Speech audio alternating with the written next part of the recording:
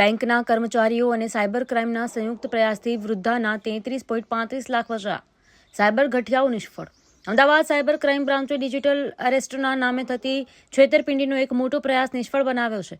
મણિનગર વિસ્તારમાં રહેતી એક સિનિયર સિટીઝન મહિલાને અજાણ્યા વ્યક્તિઓએ સીબીઆઈ અને ક્રાઇમ બ્રાન્ચના અધિકારી બની વોટ્સઅપ કોલ દ્વારા ડરાવી ધમકાવી ₹33,35,000 અન્ય એકાઉન્ટમાં જમા કરાવવા દબાણ કર્યું હતું.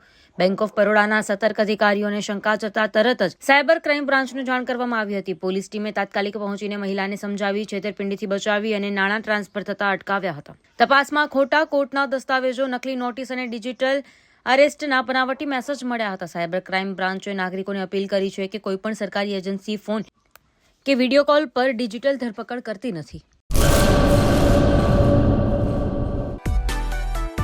માં motor driving, safe and sure driving.